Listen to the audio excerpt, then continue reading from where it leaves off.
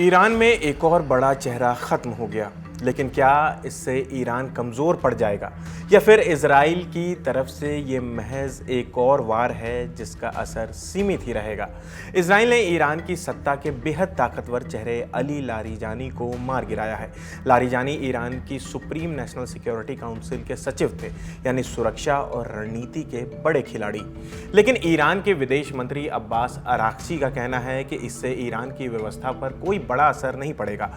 उन्होंने अल जजीरा को दिए इंटरव्यू में साफ कहा, मुझे समझ नहीं आता कि अमेरिका और इजराइल अब तक ये क्यों नहीं समझ पाए हैं कि ईरान का इस्लामिक गणराज्य एक मजबूत राजनीतिक व्यवस्था है जिसमें राजनीतिक, आर्थिक और सामाजिक संस्थाएं मौजूद हैं। उनके मुताबिक किसी एक व्यक्ति के होने या न होने से सिस्टम नहीं बदलता। अराक्ची ने अपनी बात समझाने के लिए एक उदाहरण भी दिया। उन्होंने कहा कि जब ईरान के सर्वोच्च नेता अयातुल्ला अली खामेनेई की 28 फरवरी को अमेरिका इजराइल हमलों के पहले ही दिन हत्या हो गई थी, तब भी सिस्टम नहीं रुका। उन्होंने कहा कि नेता से बड़ा कोई नहीं होता, लेकिन उनके जाने के बाद भी सिस्टम चलता रहा और तुरंत नया नेता सामने आ गया। आगे उन्होंने कहा कि अगर कोई और भी शहीद होता है तो तब भी हालात ऐसे ही रहेंगे। कल को अगर विदेश मंत्री भी शहीद हो जाएं तो उनकी जगह कोई और आकर जिम्मेदारी संभाल लेगा। लारिजानी की हत्या इस जंग के 19वें दिन हुई है और इसे अब तक का सबसे बड़ा नुकसान माना जा रहा है। वो खामेनेई के बेहद करीबी थे और उनके बेटे मुस्तफा खामेनेई के भी भरोसेमंद माने जाते थे। इसी बीच एक और बड़ी खबर आई। ईरान के बसीज फोर्स के प्रमुख ब्रिगेडियर जनरल गुलाम रजा सुलेमानी भी एक हमले में मारे गए हैं। बसीज IRGC का हिस्सा है और देश की अंदरूनी सुरक्षा में बड़ी भूमिका निभाता है। अब सवाल ये उठ रहा है कि क्या नेताओं को टारगेट करना जंग का हिस्सा होता है? अल जजीरा के सीनियर एनालिस्ट मरवान बिशारा कहते हैं कि जंग में आमतौर पर राजनीतिक नेताओं को निशाना नहीं बनाया जाता। ये तरीका गैंगस्टर जैसा है, आतंकवाद जैसा है। हालांकि वो ये भी मानते हैं कि ईरान का सिस्टम मजबूत है और एक नेता की मौत से सब कुछ ढह नहीं जाएगा, लेकिन बार बार ऐसे हमले होंगे तो उनका असर धीरे धीरे बड़ा हो सकता है। इस पूरे मामले पर ईरान का रुख भी साफ है। विदेश मंत्री अराक्ची ने कहा कि ये जंग हमारी नहीं है, हमने इसे शुरू नहीं किया, अमेरिका ने इसे शुरू किया है और इसके हर नतीजे के लिए वही जिम्मेदार है।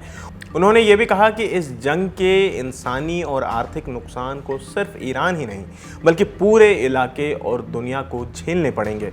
ईरान की सुप्रीम नेशनल सिक्योरिटी काउंसिल के सचिव रहे अली लारिजानी को आखिरी बार शुक्रवार को तेहरान में आयोजित अल कुद्स डे परेड में सार्वजनिक तौर पर देखा गया था। कहते हैं कि कई दशकों तक अली लारिजानी को ईरान की व्यवस्था का शांत और व्यवहारिक चेहरा माना जाता था। वे जर्मन दार्शनिक इमैनुअल कांट पर किताबें लिखते थे और पश्चिमी देशों के साथ परमाणु समझौते में भी अहम भूमिका निभाते थे। लेकिन 1 मार्च को उनका लहजा पूरी तरह बदल गया। अमेरिका इजराइल के हमलों में खामेनेई और रिवॉल्यूशनरी गार्ड के कमांडर मोहम्मद पाकपोर की मौत के सिर्फ 24 घंटे बाद लारिजानी ने सरकारी टीवी पर एक कड़ा संदेश दिया। उन्होंने सोशल मीडिया पर लिखा, अमेरिका और इजरायली शासन ने ईरानी जनता के दिल को जला दिया है, हम उनके दिल जलाएंगे। हम यहूदी अपराधियों और बेशर्म अमेरिकियों को उनके कामों पर पछतावा कराएंगे। अपने कई साथियों के उलट जो सिर्फ धार्मिक शिक्षा से जुड़े थे, अली लारिजानी की पढ़ाई आधुनिक और अकादमिक भी थी। 1979 में उन्होंने शरीफ यूनिवर्सिटी ऑफ टेक्नोलॉजी से मैथ्स और कंप्यूटर साइंस में ग्रेजुएशन किया। इसके बाद उन्होंने तेहरान यूनिवर्सिटी से पश्चिमी दर्शन में मास्टर्स और PhD की, जिसमें उनका विषय जर्मन दार्शनिक इमैनुअल कांट था। लेकिन उनकी पहचान सबसे ज़्यादा उनकी राजनीतिक भूमिकाओं से बनी। 1979 की क्रांति के बाद वे 1980 के दशक में रिवॉल्यूशनरी गार्ड यानी कि IRGC से जुड़े। बाद में सरकार में आए और 1994 से 1997 तक राष्ट्रपति अकबर हाशमी रफसंजानी के दौरान कल्चर मंत्री रहे। इसके बाद 1994 से 2004 तक वे सरकारी प्रसारण संस्था IRIB के प्रमुख रहे, जहां उनकी सख्त नीतियों को लेकर उन्हें आलोचना भी झेलनी पड़ी। 2008 से 2020 तक वे लगातार 3 बार ईरान की संसद के स्पीकर रहे और देश की घरेलू और विदेश नीति तय करने में उनकी बड़ी भूमिका रही। और फिर 17 मार्च को खबर आई कि अली लारिजानी की मौत हो गई है।